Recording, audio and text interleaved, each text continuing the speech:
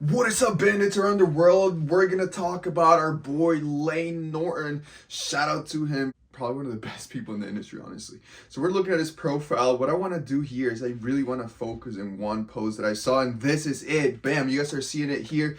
Things he has changed his mind to due to new evidence, right? So before we do this, science is an ever-evolving field.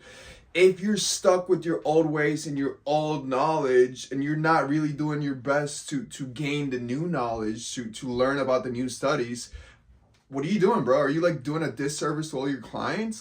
This is probably one of the biggest one for me. Meal frequency, the time in which you eat your meals does not matter at all, right? So if you still think that, oh, I'm eating at night, I'm gonna gain weight, bro, what are you doing, bro? There's studies that show whether you're intermittent fasting or whether you eat 10 plus meals a day, it doesn't matter. It makes no difference once the calories are equated. Also, fasted cardio does not cause more fat loss than fed cardio. This is something that blows my mind. I see competitors in the verge of literally dying trying to do fasted cardio because they're gonna be able to burn more fat. Bro, if you're at that point where you're about to compete, you feel like shit. Everything is horrible. You don't have energies. You don't have nothing, right? Only the people who've done it know exactly what I'm talking about. On top of that, if you throw in fasted cardio, bro, you're just gonna honestly you just fuck your shit up. It is what it is, man. You want to make it hard on yourself and you actually want to fucking do it as smart. It's your choice. Another one, this is actually pretty cool. BCAAs don't enhance muscle mass when total protein intake is sufficient. So basically, most protein powders, they literally have BCAAs in them. So if you're literally eating enough protein and you're consuming the powders or whatever, why would you need to spend more money for BCAAs where you're literally getting all that through your fucking shakes?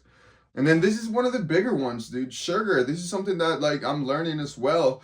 So there's a meta-analysis where they substitute other carbs for sugar.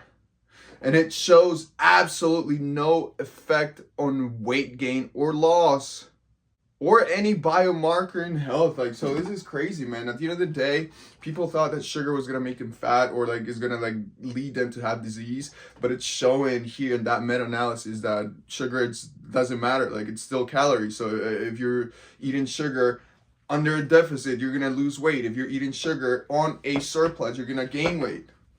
Simple, bro. Simple. Stop overcomplicating shit. Get up to date in all the new shit that's happening. Make sure you follow BioLane. Make sure you follow people that are gonna give you good information, good content, scientific studies, meta-analysis, and they literally changing their minds. That's what you want to follow. You don't want to follow that cult-like person that thinks that eating carbs is just horrible for you. Thank you for watching. Appreciate y'all. Fuck with your boy. These are the new hoodies that I'm fucking making. They're not ready yet, but they're fucking amazing. Peace.